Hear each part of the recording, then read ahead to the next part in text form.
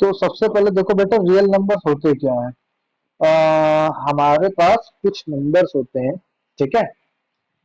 तुमको पता होगा कि एक नंबर लाइन होती है, ठीक। इसमें एक मिड पॉइंट होता है, जीरो। कुछ नंबर इधर होते हैं जो सारे पॉजिटिव शो करते हैं, कुछ नंबर इधर होते हैं जो सारे नेगेटिव शो करते हैं, ठीक है। तो इसके ये बात समझ लो कि कोई भी नंबर एक्चुअली में नेगेटिव नहीं होता है। ये अगर कोई नंबर नेगेटिव है तो वो इमेजिनरी है, ठीक है। हम लोग जैसे लिख लेते हैं कि भाई हम लोग नंबर्स का यूज कहाँ करते हैं। हाइट, वेट, लेंथ, मास, टाइम, इन्हीं सब में यूज करते हैं, ठीक है। और कभी भी आप किसी की हाइट माइनस का 2 मीटर आपने नहीं पढ़ा होगा। क्या ऐसा हो सकता है? या फिर किसी का वेट या मास आप समझ लीजिए, मास किसी का -5 kg। Is it possible? Hello?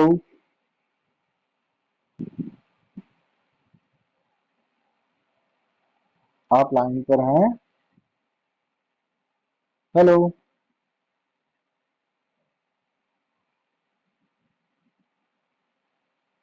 Imaginary number कौन सा होता है? देखो, कोई भी नंबर अगर नेगेटिव है, कोई भी नेगेटिव नंबर है, ठीक है, चाहे वो प्लस माइनस का 5 हो, चाहे -1 हो, चाहे -100 हो, अगर एक नंबर नेगेटिव है तो ये तो मान लो कि नंबर एग्जिस्ट नहीं करता, ठीक। आप कभी भी किसी की भी हाइट नेगेटिव में नहीं पढ़ोगे, कभी किसी का लेंथ नेगेटिव में नहीं होगा, कभी किसी का मास नेगेटिव में नहीं होगा। नेगेटिव में होने का बस इतना ही मतलब होता है कि दो नंबर्स का कंपैरिजन हो रहा है, ठीक है। सपोज करो कोई नंबर जैसे लिखा है कि हमारी हाइट -5 मीटर है, ठीक, -5 मीटर। तो इसका मतलब ये नहीं है कि उसकी हाइट 0 मीटर से नीचे है। इसका मतलब होता है कि अगर ऑब्जेक्ट 1 हमारा h1 है एंड ऑब्जेक्ट 2 हमारा h2 है, तो जो h1 है उसकी हाइट दूसरे वाले से 5 मीटर ज्यादा या कम होगी, ठीक। ये मतलब होता है नेगेटिव का, ठीक है। तो ये समझ में आया कि नेगेटिव नंबर कोई भी होगा वो रियल तो नहीं होगा, ठीक। दूसरी चीज देखो बेटा, आपके में क्या आ सकती है। ये तो मतलब बेसिक कॉन्सेप्ट है कि रियल क्या होता है, इमेजिनरी क्या होता है। अब रियल में भी देखो दो तीन मेन पॉइंट्स होते हैं। जैसे रियल नंबर दो तरह का हो सकता है। एक हो सकता है टर्मिनेटिंग, ठीक है, टर्मिनेटिंग, या फिर हम उसको बोल सकते हैं रेपिटेटिव, ठीक। दूसरा हो सकता है नॉन टर्मिनेटिंग,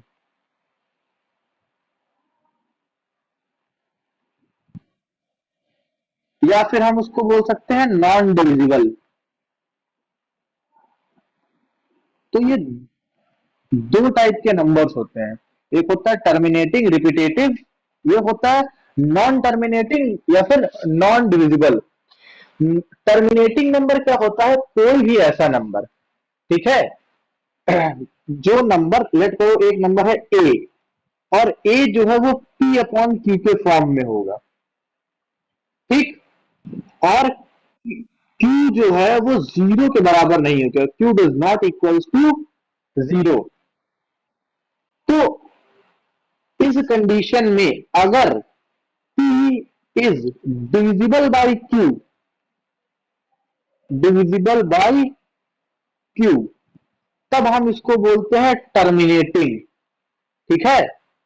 और एक कंडीशन क्या हो सकती है कि P is not divisible by two, P is not divisible by two, divisible by Q, sorry I am saying two. So लेकिन वो रिपीट करने के दौरान हमारा जो बार बार डिवीजन का नंबर आएगा वो सेम आएगा। तो ऐसा कोई नंबर जो नॉट जो डिवाइड तो नहीं कर रहा है लेकिन रिपीटेटिव है, उस नंबर को भी हम लोग टर्मिनेटिंग और रिपीटेटिव मानते हैं। आएगा समझ में? इसका एक एग्जाम्पल देखते हैं, वो आपको अच्छे से समझ में आएगा। जैसे मान लो टर्मिनेटिंग का एग्जाम्पल हम लोग ले लेते हैं। टर्मिनेटिंग या फिर रिपीटेटिव। देखो, अगर हम लोग 7 को, ठीक है, तो 12 में 16 से डिवाइड करें, ठीक, तो डिवाइड करो जरा। 7 डिवाइडेड बाई 16, पॉइंट लगाएंगे, जीरो बढ़ेगा। 16 6 आ जाएगा, जीरो बढ़ जाएगा ऑटोमेटिक। 16 3 जा 48, 120 हो जाएगा। 16 से डिवाइड करें, 16 कितना रह जाएगा, 16 6 96, 16 7 जा 112, 7 टाइम जाएगा 112 आएगा, 8 बचेगा एंड जीरो आ जाएगा। 16 5 जा 80, ठीक है, पूरा कट गया। आंसर हमारा क्या आया, 0.474375, ठीक। अब यहां पे अगर आप देखेंगे तो 16 ने 7 को पूरा डिवाइड कर दिया है। चाहे वो नंबर पॉइंट के बाद 4 डिजिट में आए, 5 डिजिट में आए, 6 डिजिट में आए, वो डिवाइड कर रहा है। ऐसे नंबर्स को बोलते हैं हम लोग टर्मिनेटिंग। ये बात समझ में आई? अब देखो, नॉन टर्मिनेटिंग या फिर रिपीटेटिव नंबर क्या होता है वो समझो, ठीक। एक हम लोग नॉन टर्मिनेटिंग रिपीटेटिव नंबर देखे ले रहे हैं।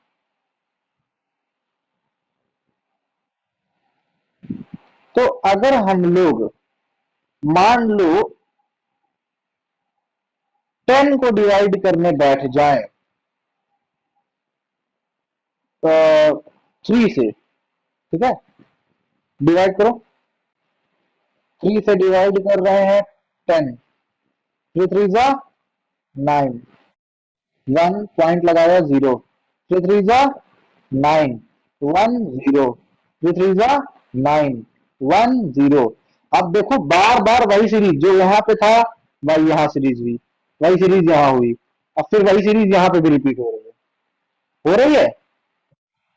तो यहाँ पे तुम क्या देख रहे हो कि सीरीज रिपीट हो रही है, और ये जो नंबर है ये बार बार रिपीट हो रहा है, ठीक है। एक चीज ये भी समझ लो कि जरूरी नहीं है कि यही नंबर रिपीट हो। जैसे मान लो 3.475 आ रहा है, फिर 475 आ रहा है, फिर 475 आ रहा है, तो ऐसे नंबर, ऐसा कोई भी डिविडेशन या डिवाइड जिसमें हमारा, इसे बोलते हैं कोशियंट, कोशियंट के डिजिट्स रिपीट होते रहे एक फिक्स्ड टाइम इंटरवल में, या तो बार बार वही होगा, या दो दो या तीन तीन के सेट में वही नंबर रिपीट होगा, ऐसा जो होता है उसको हम लोग बोलते हैं रिपीटेटिंग, ठीक है। अब इसके दूसरे नाम होते हैं नॉन टर्मिनेटिंग। यहां पे हमने देखो नॉन टर्मिनेटिंग, नॉन रिपीटेटिव भी बोला है, लेकिन यहाँ पे नॉन टर्मिनेटिंग के साथ नॉन डिविजिबल भी है, मतलब उसमें नंबर रिपीट नहीं होगा, या फिर हम लिख सकते हैं नॉन रिपीटेटिव, ठीक। और यहां पे देखो, टर्मिनेटिंग रिपीटेटिव के साथ हम लोग इसको लिख सकते हैं नॉन टर्मिनेटिंग बट रिपीटेटिव।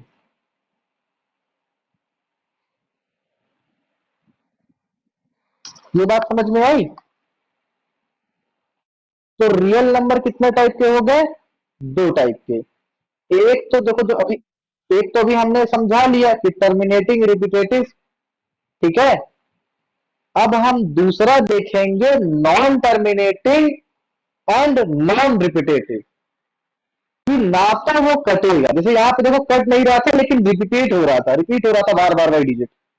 अब हम देखेंगे एक ऐसा नंबर जो ना तो डिवाइड होगा और ना ही वो कभी भी रिपीट होगा, मतलब हर बार एक नया नंबर, हर बार एक नया number.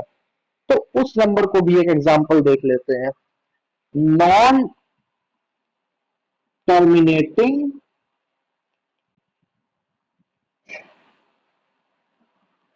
Non repetitive.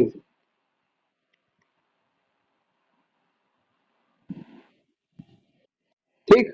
Non terminating non repetitive का एक एग्जांपल देखो, बहुत बढ़िया एग्जांपल, बहुत आराम से समझ में आएगा। ठीक है। हम लोग मान लो डिवाइड करने जाते हैं 22 को 7 से। जरा करके देखो आंसर कितना आता है, मुझे बताओ। हम्म।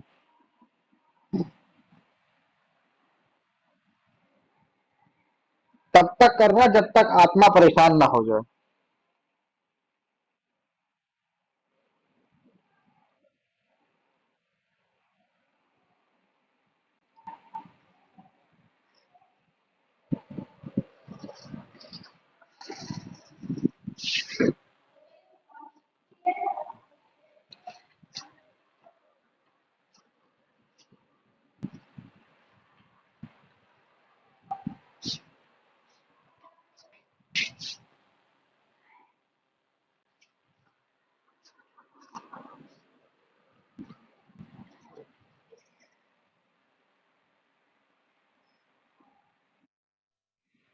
तुम देख रहे होगे नंबर रिपीट हो रहा है, जैसे सॉरी रिपीट नहीं हो रहा है। 7 3 जा 21, 1 कैरी पॉइंट लगाएंगे 0 आएगा। 7 1 जा 7, 3 कैरी 0 7।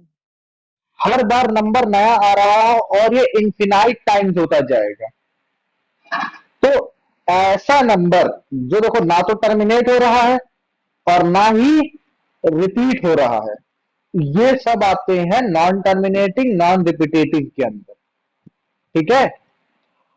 अब एक चीज और समझ लो, जो number non terminating but repetitive हो, उसका आंसर हम लोग कुछ इस तरीके से लिखते हैं। 3.3333 तो लिखते नहीं जाएंगे, तो हम लोग दो चीजें करते हैं। या तो उसको 3.34 लिख के छोड़ देते हैं, या 3.333 के आगे डॉट लगा देते हैं। ठीक है।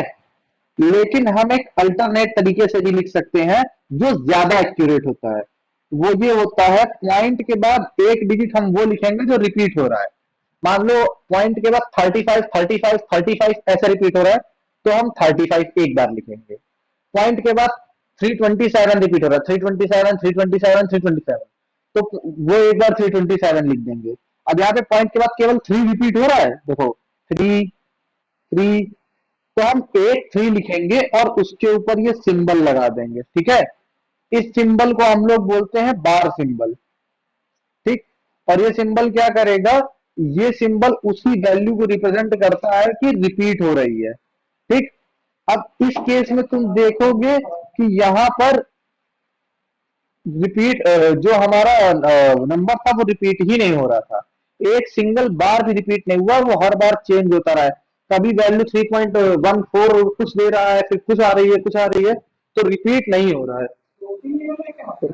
उसके बाद ऐसे केस में जो हमारा नंबर होता है उसको लिखना पॉसिबल नहीं होता है। ठीक है। तो उसमें हम क्या करते हैं कि पॉइंट के बाद उसकी 1 2 4 डिजिट लिख के छोड़ देते हैं डॉट लगा के। बट इस वाले केस में इस वाले केस में हम लोग क्या कर सकते हैं, इसको इस तरीके से बार सिंबल के तरीके से रिप्रेजेंट कर सकते हैं। और बार उतने ही डिजिट के ऊपर लगेगा जो बार बार रिपीट हो रहा हो। ठीक है। इस चीज को समझ गए। तो ये चीजें समझ में आई। अब चलो आगे देखते हैं कि क्वेश्चंस पूछता क्या है। ठीक है। सबसे पहले तो एक वो जनरल क्वेश्चन पूछेगा तुमसे, नंबर दे देगा, कहेगा कि बताओ whether this digit is terminating non terminating और रिपीटेटिव नॉन रिपीटेटिव। तो उसमें तो दो ऑप्शन होते हैं। एक तो जैसे हमने तुमको अभी बताया, क्या कि डिवाइड करके देखने वाला, है ना। अब एक सिंपल तरीके से हम लोग डिवाइड कर रहे थे, एक और तरीका बताते हैं। ठीक है। एक नेक्स्ट तरीका देखते हैं, वो इससे भी यूनिक तरीका है।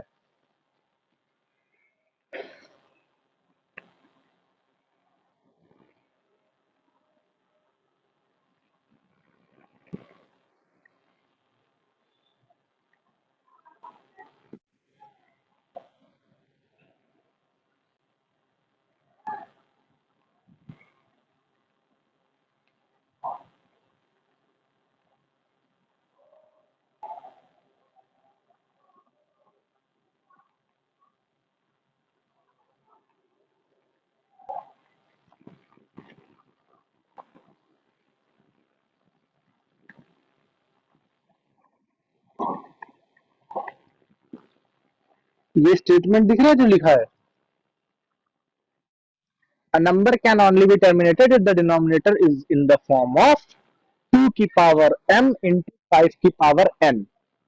इसका मतलब ये है कि कोई नंबर हो, दुनिया का कोई नंबर हो, ठीक है, अगर p अपॉन क्यू के फॉर्म में है, मतलब वो एक डिविजिबल नंबर के फॉर्म में है, रेशनल नंबर के फॉर्म में है, तो वो तभी तुम्हारा केवल हम कह सकते हैं कि टर्मिनेटिंग होगा अगर उसका जो डिनोमिनेटर है वो 2 की पावर m और 5 की पावर n के फॉर्म में, मतलब उसमें 2 और 5 के कंपोनेंट हो, 2 और 5 के मल्टीपल्स हो, उसके अलावा कुछ नहीं होना चाहिए, ठीक है, या तो 2 हो या 5 हो या दोनों हो, लेकिन उसके अलावा कुछ भी नहीं, ना 3 ना 7 ना 6, कुछ नहीं।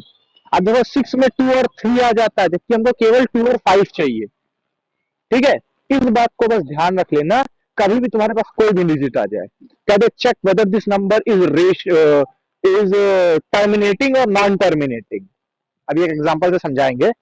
तो तुम्हें करना कुछ नहीं होता है, उसका बस हमें डिनोमिनेटर चेक करना होता है। If denominator is in the form of 2 की पावर m इंटू 5 की पावर n, इट मीन्स कि डिनोमिनेटर में केवल 2 और 5 के मल्टीपल्स हो, केवल 2 और 5 के, तो ही हम उसको, उस पूरे सिस्टम को टर्मिनेट कर सकते हैं। अगर ऐसा नहीं होगा तो वो नॉन टर्मिनेटिंग होगा। रिपीटेटिव नॉन रिपीटेटिव की बात नहीं कर रहा हूं मैं केवल टर्मिनेटिंग और नॉन टर्मिनेटिंग की बात कर रहा हूं। समझ में आया ये स्टेटमेंट? अब चलो देखते हैं एक नंबर, ठीक। एक क्वेश्चन अगर तुमसे दे दिया जाए कि 69/320, ठीक। अब ये चेक करना है कि क्या 320 69 को डिवाइड कर सकता है। अब देखा जाए तो पहले एक नजर में तो ऐसा लग रहा है कि 69 320 को डिवाइड नहीं कर सकता, क्योंकि वो 13 का मल्टीपल है, और 13 का भी नहीं, 23 का मल्टीपल है, 23 का, सॉरी। तो आखिरी में 23 बचेगा, जो किसी की टेबल में आता नहीं है, और नीचे 23 दिया नहीं गया है। भाई देखने में एक नजर तो यही लग रहा है ना, लेकिन हम इसको चेक करेंगे अपने जनरल फॉर्मूले से। अगर जनरल फॉर्मूले में इक्वेशन सेटिस्फाई हो जाती है तो फिर बिना किसी प्रॉब्लम के जो तुम्हारा नंबर है वो टोटली टर्मिनेटिंग है, विदाउट एनी प्रॉब्लम। और अगर उस फॉर्मूले को वो सेटिस्फाई नहीं करता, उस इक्वेशन को सेटिस्फाई नहीं करता है, तो given number is not divisible and it's non terminating. Repetitive होना, नॉन रिपीटेटिव होने की कंडीशन ही नहीं है। अगर टर्मिनेटिंग है तो फिर तो रिपीटेटिव होगा ही नहीं, वो कहीं ना कहीं जाके कट जाएगा। और अगर नॉन टर्मिनेटिंग है तो वो रिपीटेटिव हो भी सकता है और नहीं भी हो सकता है। तो अब चेक कैसे करते हैं, देखो हमें लिखा है 320, ठीक है। हमको पता है 320 को हम लोग क्या लिख सकते हैं, 32 into 10 लिख सकते हैं। अब ये लिखा है 32, तो 32 को हम लोग क्या लिख सकते हैं, 2 2 4 2 16 तो 2 to the power 5 लिख सकते हैं।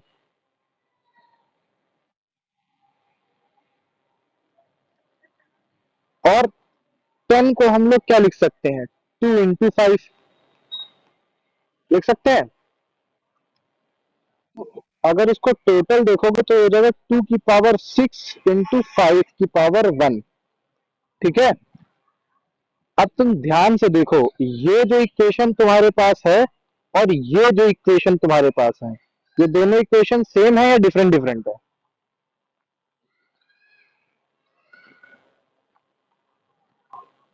हेलो, सेम है। तो इट मींस कि ये जो 320 है वो इस इक्वेशन को सेटिस्फाई कर रहा है, इजीली सेटिस्फाई कर रहा है। तो ये नंबर 320 से टोटली टर्मिनेटिंग हो जाएगा। आई बात समझ में? ऐसे कोई भी नंबर तुमको टेस्ट करना हो, कोई भी नंबर टेस्ट करना हो, तो तुम सीधा सीधा यही देखोगे, उसमें 2 और 5 का कंपोनेंट हो तो चल जाएगा, केवल 2 का कंपोनेंट है तो भी चल जाएगा, केवल 5 का कंपोनेंट है तो भी चल जाएगा। बट अगर 2 और 5 के अलावा कोई और कंपोनेंट आता है, 2 और 5 के अलावा कोई भी कंपोनेंट, 2 और 5 दोनों ही प्राइम नंबर्स हैं, इसलिए सारे नंबर्स इन्हीं के मल्टीपल से निकल के आएंगे, ठीक है। लेकिन इन दोनों के अलावा कोई भी कंपोनेंट आ जाता है, 3 आ जाता है, 6 आ जाता है, 7 आ जाता है, 11, 13, any number in the world, the given number is not terminating. आई बात समझ में? तो जरा चेक करो, 1000 डिवाइड बाई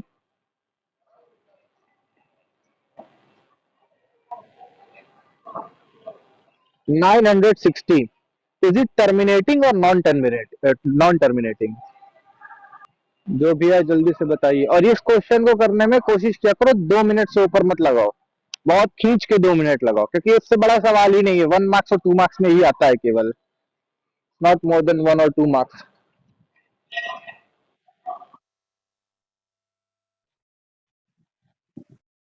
2 की पावर 6 इंटू 3, हाँ तो मुझे बताओ टर्मिनेटिंग है कि नहीं है?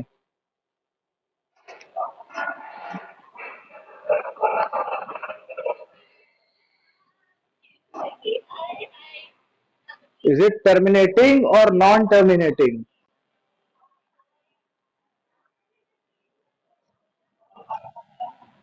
दिमाग लगाओ, इक्वेशन देखो मैंने क्या बताई थी, what was the general equation I told you? check the general equation matched your equation, if both equations satisfy each other, then it is terminating. If it's not satisfying the equation, then it's not terminating. Check the equation. The equation is here, this one. Is it terminating or non-terminating? Yes, it is non-terminating as there is a multiple of 3 in the 960. और हमने क्या बताया आपको कि 2 और 5 के multiples के अलावा कोई भी मल्टीपल नहीं होना चाहिए, ठीक है। तो एक तो इस टाइप का क्वेश्चन है आपकी बुक में, आपने भी देख रखा होगा। It's a very simple type of question which carries 1 और 2 marks, not more than 1 marks I think. तो एक तो इस टाइप का क्वेश्चन होता है, ठीक है।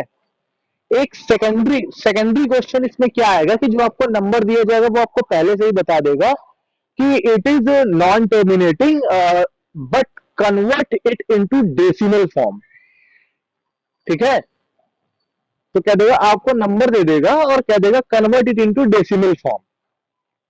सो टर्मिनेटिंग नंबर नहीं है, डेसिमल में कन्वर्ट करना है, तो सबसे बढ़िया तरीका वही है, डिवाइड करो, जो वैल्यू रिपीट हो रही हो, जो भी वैल्यू रिपीट हो रही हो, तो उस वैल्यू को सिंप्लीफाई करके वैसे ही लिख दो जैसे मैंने बताया था, यूजिंग बार सिंबल, है ना। If the number is repeating for infinite time, then just use the bar symbol, clear.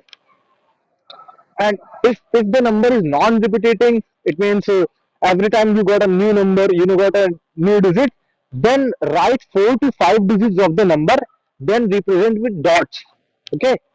तो इस तरीके से आपका ये हो जाएगा कन्वर्जन वाला, कर लेंगे तो प्रॉब्लम आएगी। Okay, now there is an another question from the same topic. उसमें क्या होगा, आपको दिया गया होगा ऑलरेडी एक डिजिट के फॉर्म में, इन डेसिमल नंबर, ओके। और आपसे कहेगा कि इसको P/Q के फॉर्म में लिखो, आज फर्स्ट एक्सरसाइज कंप्लीट करा रहा हूं, कल आपको हम ये सिखाएंगे कि कैसे जो नंबर है हमारा वो चेक करते हैं कि वेदर द गिवन, मतलब वहां पे नंबर आपको नहीं देगा, वो रूट टू दे देगा, क्या देगा, check whether the root two is the number, क्या बोलते हैं उसको, हाँ, रूट टू इज रेशनल और irrational. To check this number whether it is rational और irrational, there is a process, वो हम आपको कल सिखाएंगे। उसके बाद किसी भी नंबर के लिए शो करना whether the given number is in the form of rational number और नॉन रेशनल नंबर, उसका भी एक स्टेप है, वो भी हम आपको कल सिखाएंगे। ठीक है, तो आज जो हम सीखने जा रहे हैं अगला स्टेप, ध्यान से सुनना। उसमें क्या करना होगा, आपको एक नंबर देगा, एक पार्टिकुलर नंबर दे देगा डेसिमल के फॉर्म में, और कह देगा कि आप इसको कन्वर्ट करें, और कन्वर्ट करके किसमें कन्वर्ट करना है ये भी सुनिए। कन्वर्ट करना है आपको एक रेशनल नंबर में, या फिर कह देगा इन the form of P by Q. Same topic है, कुछ अलग नहीं है, 2 से 3 स्टेप और बेसिक मैथमेटिक्स इन्वॉल्व होगी। ठीक है, तो एक क्वेश्चन देखते हैं। इस पेज को मैं ब्लैंक कर दे रहा हूं क्योंकि कोई काम, क्वेश्चन है, we have, just a minute, let me sit here. तो खड़े खड़े लिखने में थोड़ा सा राइटिंग खराब हो जाती है और बहुत गंदी बनती है। We have an decimal value, decimal value which is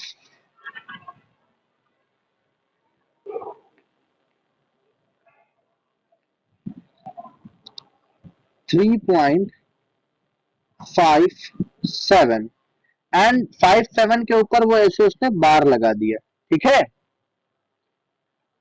3.57 point लगा है यहाँ पे पॉइंट है। ठीक है, 3.57, convert it in the form of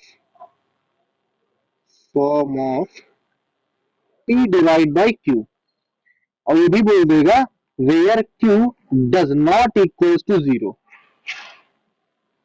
ठीक है, ये हमारा क्वेश्चन है। इस क्वेश्चन को करते कैसे हैं ये समझो, बहुत कठिन क्वेश्चन नहीं है। अभी तक हम लोग क्या कर रहे थे, हमें डिजिट दी गई थी और उसको पी अपॉन क्यू से डेसिमल में कन्वर्ट कर रहे थे। अब डेसिमल वैल्यू दी गई है, उसको कन्वर्ट करना है किसमें, वापस से पी अपॉन क्यू के फॉर्मेट में, है ना। So it's a simple question but it requires just 2 steps. सबसे पहले क्या करेंगे कि 3.57 जो लिखा है इसको ध्यान से देखो, इसमें कितने नंबर रिपीट हो रहे हैं बता सकते हो बेटा?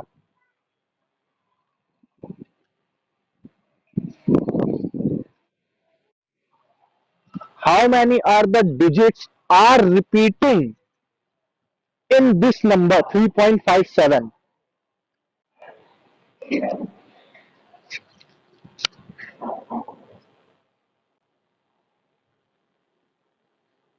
नहीं समझ में आया?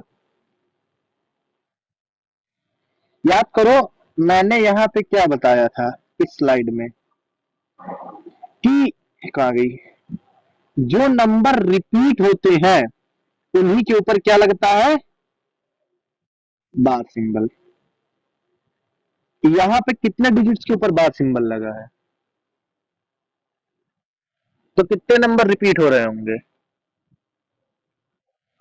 2 numbers are repeating for the infinite times. Okay, तो अब करते कैसे, ये चीज समझ में आई ना, जितने के ऊपर बार सिंबल लगा हुआ उतनी डिजिट रिपीट होती रहती है।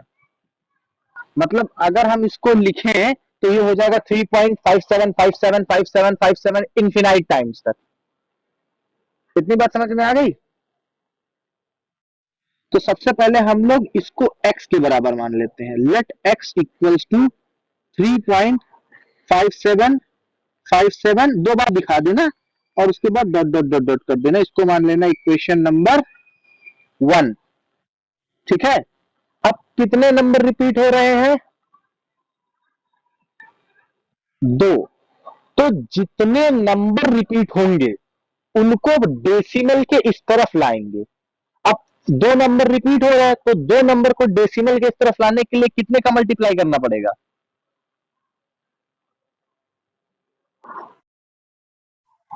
बिल्कुल क्लियर नहीं आ रही। मैं ये कह रहा हूं, अभी क्लियर है? मैं ये कह रहा हूं कि यहां पे दो डिजिट रिपीट कर रही है, तो दो डिजिट को डेसिमल के इस तरफ लाने के लिए कितने का मल्टीप्लाई करना पड़ेगा?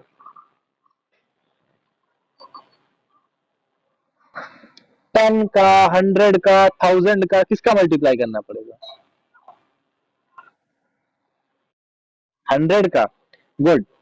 तो फर्स्ट स्टेप होता है कि जो हमको नंबर दिया गया है उसको एक्स के इक्वल लेट कर लेते हैं। ठीक है। सेकंड पॉइंट हमारा होता है कि जो हमें नंबर रिपीट करे गए हैं उनको एक्स के इस तरफ लाते हैं। तो 100 का इधर मल्टीप्लाई करेंगे और 100 का इधर, तो ये हो जाएगा 357.5757 डॉट डॉट डॉट डॉट। यहां बात समझ में आई? ये इसमें तो कंफ्यूज नहीं हो रही सर, यहाँ पे तो दो ही थे, यहाँ पे 3 बार 57 कैसे आ गया? क्योंकि वो इन्फिनाइट टाइम चल रहे हैं। ठीक है। नेक्स्ट स्टेप में हम लोग क्या करते हैं, सेकंड इक्वेशन को फर्स्ट इक्वेशन से माइनस कर देंगे। ठीक। तो 100x में से x चला गया, कितना बच गया? अब देखो ये 5757, ये 5757 को कट कर देंगे। 357 में 3 गया, कितना बचा? 354। x की वैल्यू कितनी आ जाएगी? 354/99।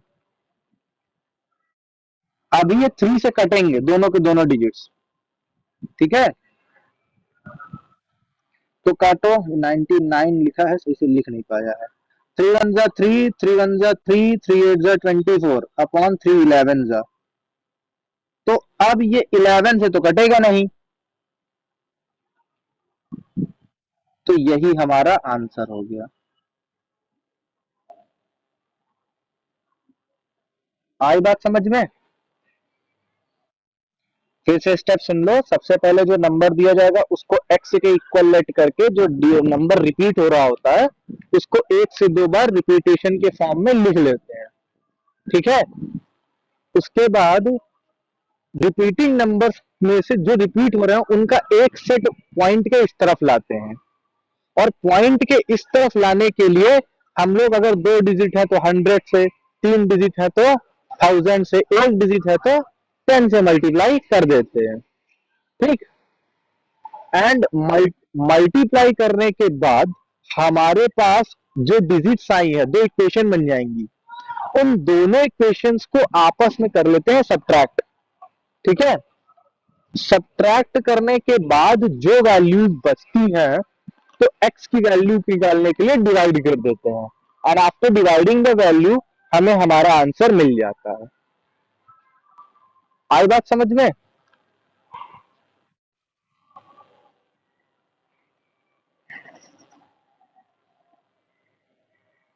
तो एक क्वेश्चन लिखे। चलो क्वेश्चन देखो। ये कन्वर्ट करो, 3 नहीं देंगे, 2.79 और 79 दोनों के ऊपर, इसको कन्वर्ट करो।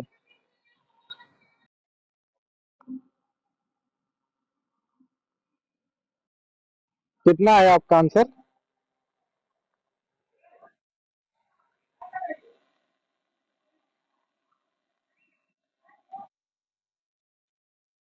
हाँ, यही आंसर आएगा। तो ये एक्सरसाइज आपको क्लियर हो गई? तो इसकी प्रैक्टिस करना। बाकी जब हम लोग कल पढ़ेंगे तो कोई डाउट होगा पहले वो क्लियर कर लेंगे, एंड उसके बाद हम लोग इसका सेकंड टाइप पढ़ेंगे, show that this number is rational, whether is this number is rational or not. Okay. Okay sir, इसके प्रैक्टिस कर लेना, बाकी आज के लिए इतना ही रखते हैं, ठीक है। थैंक यू बेटा।